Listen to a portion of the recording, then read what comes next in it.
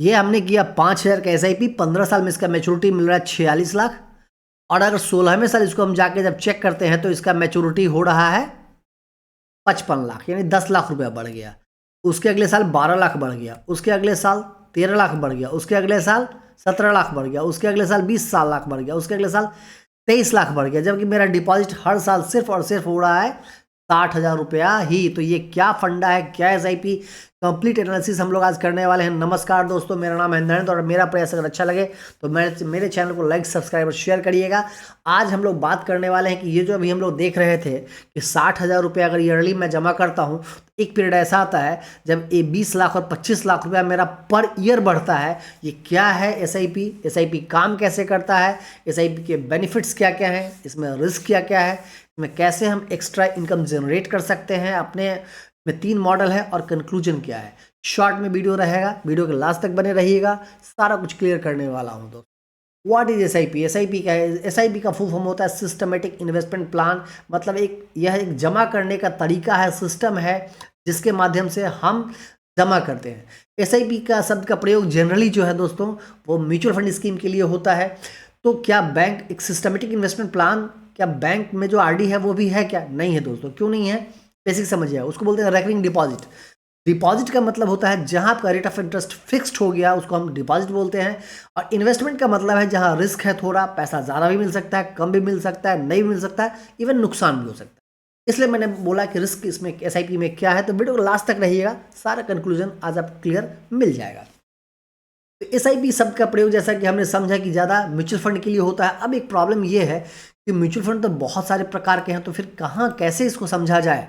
चलिए हम लोग आ गए ET मनी के वेबसाइट पे। और देखिए एक्चुअली बेसिकली म्यूचुअल फंड को ज़्यादा कैटेगराइज मैं नहीं करूँगा। समझिए 3 प्रकार के होते हैं। एक होता है डेट फंड, एक होता है हाइब्रिड फंड, एक होता है इक्विटी फंड। डेट फंड क्या होता है? जो डिवेंचर बॉन्ड सिक्योरिटीज़ में जिसमें इन्वेस्ट होता है, जैसे सरकारी बॉन्ड हो गया, स्टेट गवर्नमेंट का बॉन्ड हो गया, ट्रिपल रेटिंग वाली जो कंपनियां हैं उनका जो बॉन्ड होता है, इन सारी कंपनियां निवेश, इसमें का जो जनरली रिटर्न होता है 6 से 7% का ही होता है। हाइब्रिड फंड का मतलब होता है जिसमें कुछ पैसा स्टॉक मार्केट में जाता है और कुछ पैसा डेट फंड में जाता है, तो हम लोग हाइब्रिड फंड बोलते हैं। अब आगे हम लोग इक्विटी फंड। इक्विटी फंड में क्या होता है कि सारा पैसा आपका शेयर बाजार में ही जाता है, आप इनडायरेक्टली शेयर बाजार में इन्वेस्ट कर रहे हैं। जब शेयर बाजार में आपका पैसा इन्वेस्ट हो रहा है तो रिस्क तो दोस्तों जुड़ गया। अब शेयर बाजार में चलिए हमने एक तो ये तय है कि शेयर बाजार में रिटर्न सबसे ज़्यादा मिलता है, ठीक।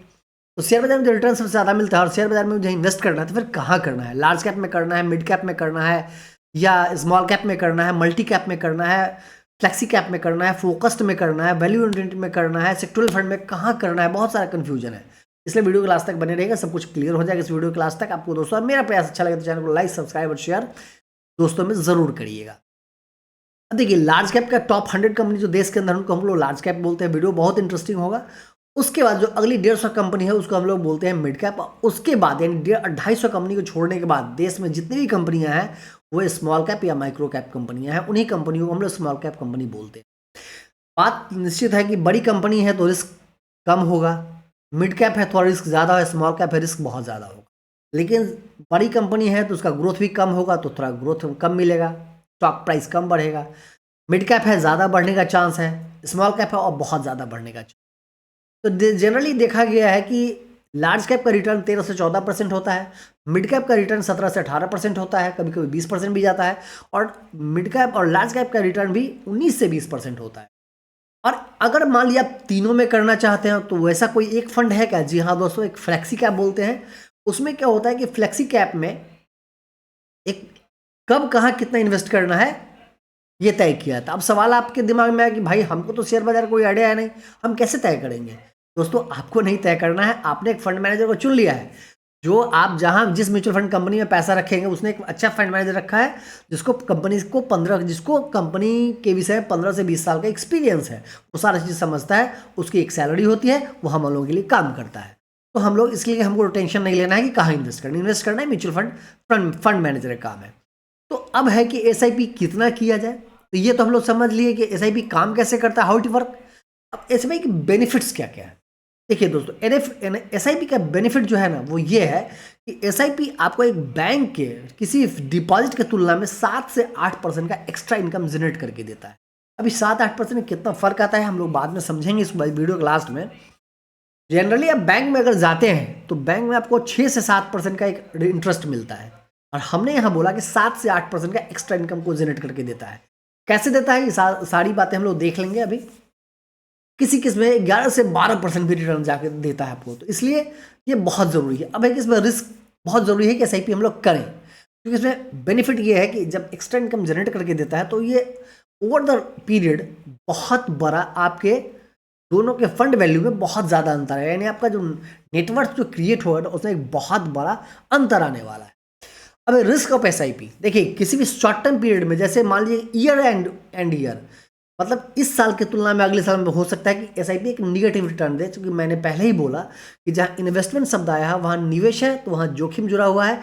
मान लीजिए कि जैसे 2020 का जो पीरियड था, 21 में जहाँ स्टॉक मार्केट था उससे 20 में बहुत नीचे आ गया, तो बहुत सारे SIP टॉप से 20% नीचे आ गए। 20%, अगर किसी का पैसा 10 लाख रुपया रहा होगा, 8 लाख रुपये में कन्वर्ट हो गया। तो एक रिस्क है, किसी समय में SI के पीरियड जो है वो आपका फंड का वैल्यू जो है वो नीचे आ सकता है, ये एक रिस्क इसमें बना हुआ है। बट ओवर द पीरियड अगर आप देखेंगे लंबे पीरियड के लिए, तो इसमें कभी भी रिस्क नहीं होता है। अब एक चीज़ है कि how to increase extra return. जैसे मान लीजिए कोई SIP 20% रिटर्न जनरेट कर रहा है, जैसे एग्जाम्पल के तौर पर एक पराग पाड़ी है, इसकी चर्चा हम लोग करेंगे। ये 20% इनकम जनरेट करके दे रहा है पर ईयर। बट हम एक्स्ट्रा इनकम जनरेट कैसे करें, इसका क्या कोई तरीका है? इसका 3 मॉडल है दोस्तों। पहला मॉडल तो ये है कि जैसे आपकी सैलरी हर साल 5 से 10% बढ़ती है, किसी का 20% बढ़ता है। इन्फ्लेशन, महंगाई हर साल 5% 4% बढ़ जाती है।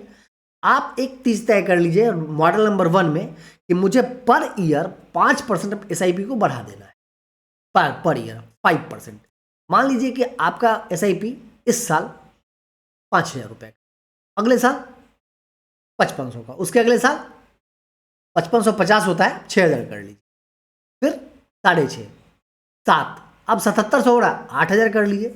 इस प्रकार से आप 5% करके हर ईयर अपने SIP को बढ़ाइए, आपका एक बहुत बड़ा अमाउंट कॉर्पस क्रिएट हो जाए। मॉडल नंबर 2, जब भी मार्केट ऊपर से, यानी आपका मार्केट मीन्स आपका SIP ऊपर से टॉप NAV से 20% कभी भी नीचे आ जाए, आप लमसम इसमें इन्वेस्ट करिए according your capacity. Maximum total corpus का 50%। अगर मान लीजिए आपका टोटल फंड वैल्यू अभी 2 लाख रुपए है, तो मैक्सिमम 1 लाख, मिनिमम 10 to 20% आप उसमें लमसम डाल। NAV के हिसाब से आपको यूनिट मिलेगा, तो आपको क्या होगा, NAV का वैल्यू नीचे है, नेट एसेट वैल्यू, तब यूनिट का वैल्यू नीचे है, NAV ज़्यादा मिल जाएगा। एग्जाम्पल, मान लीजिए मैंने 10,000 रुपये इन्वेस्ट किया, अभी है NAV 125, मुझे 80 यूनिट मिलेगा। बट उसी का प्राइस अगर घट के 100 रुपये आ गया है तो मुझे 100 यूनिट मिल जाएगा, तो 20 यूनिट तो बोनस मिल गया ना, और उसका प्राइस फिर बढ़ेगा तो मेरे फंड वैल्यू को क्या करेगा, बढ़ा देगा। Model number 2। मॉडल नंबर 3, जब भी अगर प्राइस मार्केट ऊपर से 20% या आपका गिर जाए, ये इंडेक्स, बट आपका कमेंट बताइएगा मैं क्या बोल रहा हूँ, तो आप क्या करिए, SIP के अमाउंट को इंक्रीज कर दीजिए। अगर आपका 5,000 का SIP है, 2,000 और उसमें जोड़ दीजिए कुछ टाइम के लिए, और जब फिर मार्केट टॉप पे जाए बंद कर दीजिए। जब मार्केट में करेक्शन आए SIP को ऐड करिए, कुछ समय के लिए बंद करिए। ऐसे करते करते क्या होगा कि आपका एक बहुत अच्छा पोर्टफोलियो क्रिएट होगा, क्योंकि आप हर नीचे के भाव पर माल को खरीद रहे हैं। अब एक कंक्लूजन में लास्ट में आऊंगा, तो कौन सा SIP में काम किया, किसमें इन्वेस्ट किया जाए। कंक्लूजन है भाई, बहुत कंफ्यूजन है, सबको दूर करते हैं हम लास्ट वीडियो के अंतिम चरण में।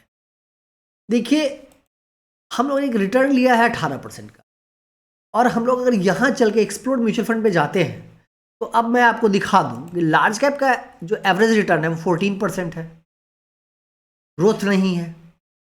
और अगर हम लोग जाके देखें मिड कैप का, तो 20% है, स्मॉल कैप का अबाउट 20% है। तो फ्लेक्सी कैप में होता क्या, पहले फ्लेक्सी कैप को हम लोग चेक करें, फ्लेक्सी कैप में क्या होता है। देखिए इसमें लिखा हुआ होगा, फ्लेक्सी कैप में यूजुअली होता क्या है कि इसमें फंड जो है ना, वो लार्ज कैप में भी लगाया जाता है, मिड कैप में भी लगाया जाता है, और स्मॉल कैप में भी लगा दिया जाता है, ठीक है। इसीलिए फ्लेक्सी कैप ज़्यादा बेस्ट माना गया। तो आपका 3 हो रहा है। बेस्ट फ्लेक्सी कैप का एवरेज रिटर्न है 15%, 16%। बस इसका जो टॉप फ्लेक्सी कैप फंड है वह पराग पारिक, वो लास्ट 10 ईयर्स से 20% के आसपास का रिटर्न जनरेट करके, देखिए 18.55% का रिटर्न इसने जनरेट करके दिया। मतलब एकदम प्रूवन है कि 18% रिटर्न इसने जनरेट करके दिया है। और इस पर इक्विटी में देखिए 77-8% है। डेट में भी पैसा है, वो थोड़ा पैसा डेट में भी लगा हुआ है, मतलब बैलेंस करने के लिए। मिड कैप में भी है, स्मॉल कैप में भी, मतलब पूरा एक बैलेंस पोर्टफोलियो है। जैसे सारे पोर्टफोलियो को एक जगह कर दे, मास्टर इन वन अगर बोला है ना, एक स्कीम हमको लेके सब कुछ कवर करना है, वो है Parag Parikh multi cap flexi cap fund. इसमें इन्वेस्ट कर सकते हैं। और इसका 18% का जो कैलकुलेशन अगर है दोस्तों, तो इसको हम लोग अगर देखते हैं 5 शेयर के SIP, अब जो कंक्लूजन ये है कि अगर हम लोग मान लीजिए इसको 10 वर्ष के लिए करते हैं, देखिए ध्यान समझिए, तो आपका 6 लाख रुपए जमा होगा, लेकिन सिर्फ इस पर आपको 10 लाख रुपए रिटर्न यानी 16 लाख होगा। लेकिन जैसे ही इसको हम 15 साल 5 साल और बढ़ गया मेरा, देखिए अभी 5 साल जैसे ही बढ़ा, अब ये 36 लाख रुपया हो गया, 45 लाख पे चला गया। उसके बाद अगला 5 साल बढ़ा, ये 1 करोड़ आपका हो गया।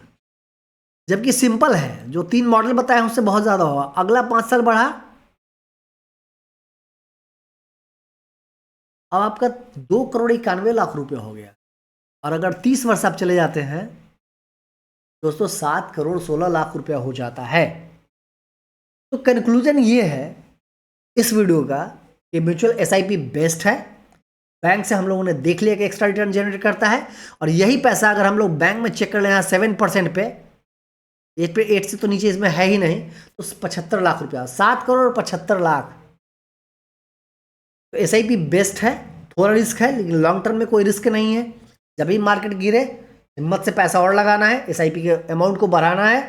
मैंने जो 3 मॉडल बनाया उसको फॉलो करना है, और SIP करते रहना है। अब SIP कैसे करना है, इसके लिए मैं आप लोग कमेंट बताइए। मैं अगला सबसे बेस्ट प्लेटफॉर्म क्या है वो मैं बताऊंगा। और एक चीज़ मैंने आज छोड़ दिया है कि अगर 25 लाख रुपए आप कैसे एक्स्ट्रा इनकम जनरेट कर सकते हैं, अगर ये चीज़ देखना चाहते हैं इसी SIP में, जी हाँ दोस्तों, उसके लिए मैंने एक वीडियो बनाया है, मैं लिंक दे दूंगा, आप उसको देखिएगा कि what difference between direct fund versus regular fund. उस वीडियो को जाकर आप देख लेंगे, सारा कंक्लूजन दूर हो जाएगा। और मेरा प्रयास अगर अच्छा लगेगा तो मेरे इस वीडियो को लाइक, सब्सक्राइब और मैक्सिमम दोस्तों में शेयर करिएगा। मिलते हैं फिर अगले वीडियो में किसी नए टॉपिक के साथ। तब तक थैंक यू वेरी मच।